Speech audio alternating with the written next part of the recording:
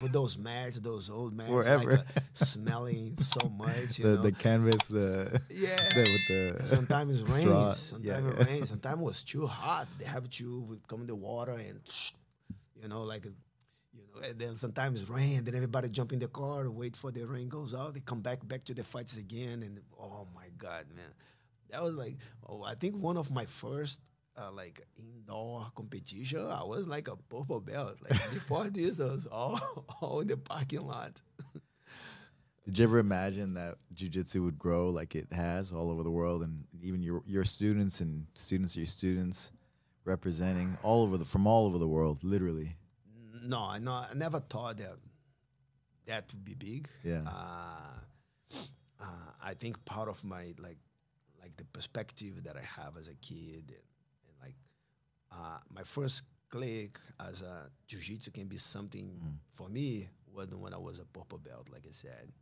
The reason why was my father worked as a in the building as a super, so open, closed door, driving car, fixing things in the building. So it was a pretty hard Like job. maintenance, like management, Yes, yeah. yes.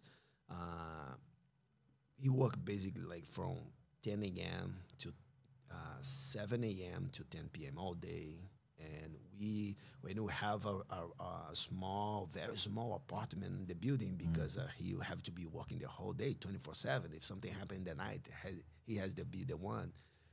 And so, like, because of this, like he, uh, we was a very like in my school was in the in a public school, and it was right in almost inside of the favela over there in Cantagalo, which a lot of friends that I make a lot of friends in projects with jiu-jitsu.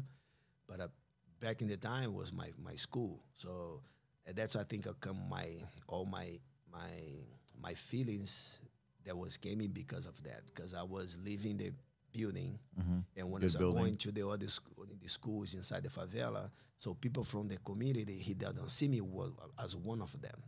He say, "Oh, what are you doing here? Because you live in the street, you live in the building, so you're a playboy, you live over there. Why you coming here to our school?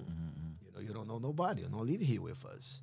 And like I was having issues to be a friend with them, and I have issues to be a friend sometimes with my friends in the street, because everybody it's was people who live in the building. My father worked for his father, and the kids always talking shit. Yeah, So yeah, yeah, sometimes it was like bullying on these, and then yeah. I think part of my my feelings was because of that.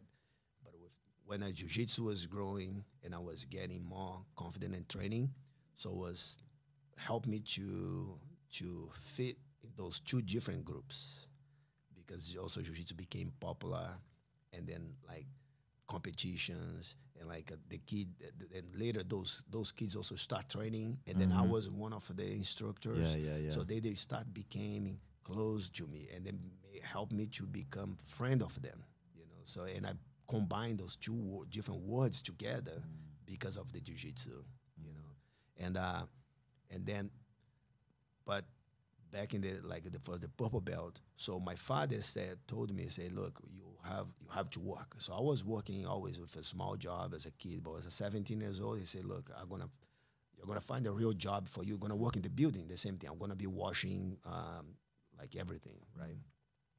And then I stopped to do jiu-jitsu. That's when Jacare came to me and said, why are you missing class? Say, I have a work, I have to help. So I'm three.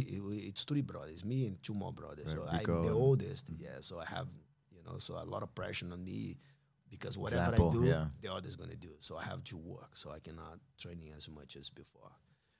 And then he said, but how much money you making on that? And then I said, I remember how much it was. And he said, okay, I give you exactly this money for you come to the jiu-jitsu training and help me to teach.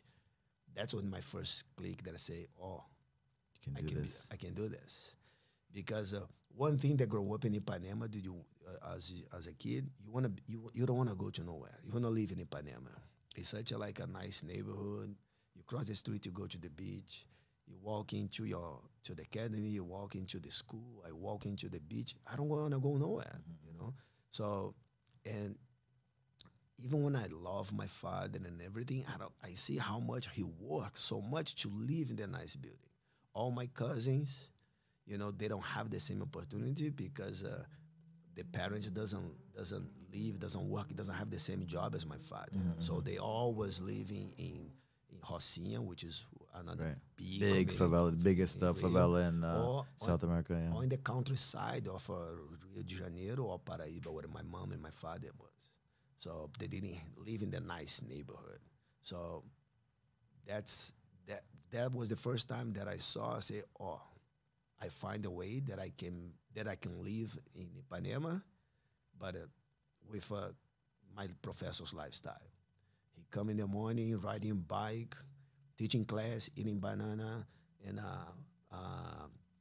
papaya with with requeijão, and then they ride a bike, go to the beach. I say that's the lifestyle I want, you know. And that was the first time I say, okay, now I know what to do. So that's when I say, okay, that's what I want for my life, and that's what my decision. And I think all my brothers came in the same direction. And then like yeah, and then when I move, I get out of the building, I moved to the academy, I start teaching since I was a purple belt.